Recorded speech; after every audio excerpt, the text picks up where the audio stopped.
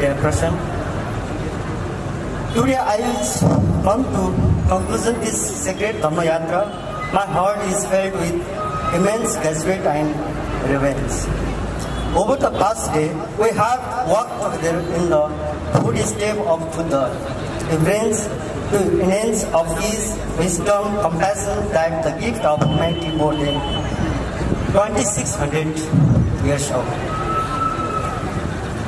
This journey has not just been about traveling across the sacred site, it has been a spiritual pilgrimage within ourselves. It has been an opportunity to reflect on the Buddha teaching, to cultivate mindfulness and strengthen our community to the path of right awareness, kindness and harmony.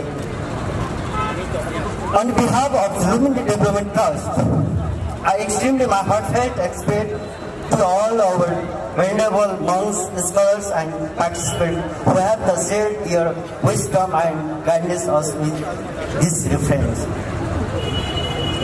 I also express my sincere gratitude to all the organizers, volunteers and well-wishers who have made this Yatra success.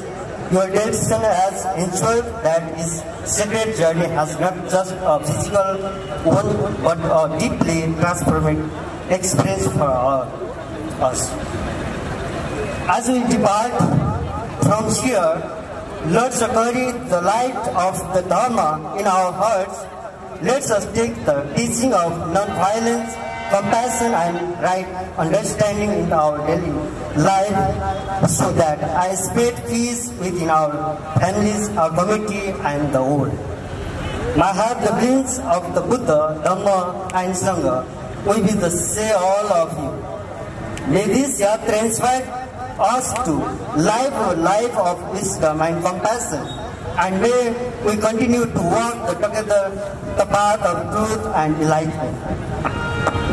साधु खास गरी यो धम्म यात्रामा उपस्थित हुनुभएका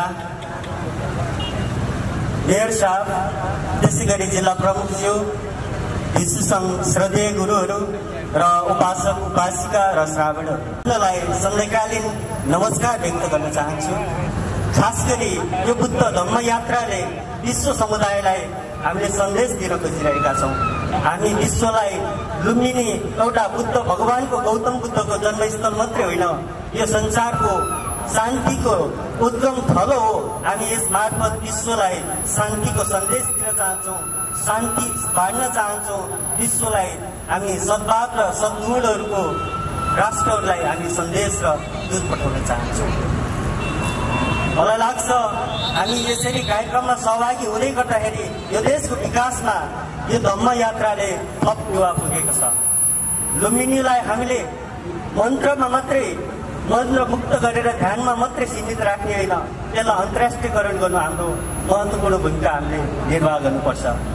हामीले Thailand र विशेष गरेर थाइल्यान्डका केही प्रतिनिधि हाम्रो यस कार्यक्रममा सहभागी हुनुहुन्छ आफ्नो प्रमुख भूमिकाका साथ।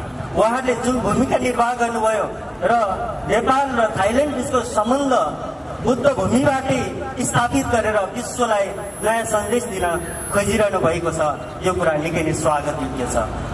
आदरणीय जनसमुदायहरू, हामीले हाम्रो धर्मको रूपमा मात्रै होइन, यसलाई आर्थिक र यसलाई सांस्कृतिक र अन्तर्राष्ट्रिय सम्बन्धको रूपमा पनि विकास गरेर अगाडि बढ्नुपर्छ। त्यसका निम्ति हाम्रो लुम्बिनी विकास कोष, हाम्रो विभिन्न सङ्घ संस्था र सिङ्गो नेपाल सरकार निकै नै सकारात्मक छ। यसका निम्ति हातीमालो गर्न निकै नै तत्पर छ। यसका निम्ति म यो कार्यक्रम आयोजक गर्ने आयोजक धम्मकाय फाउन्डेसन, विशेष गरेर यस कार्यक्रमलाई सहर्ष रूपमा निर्वाध रूपमा सहयोग गर्ने भोलिन्टियर आदरणीय सम्पूर्ण यी महानुभावहरूमा विशेष धन्यवाद व्यक्त गर्दै म आफ्नो मन्तव्य यहीँ टुङ्ग्याउन चाहन्छु। साधु साधु साधु।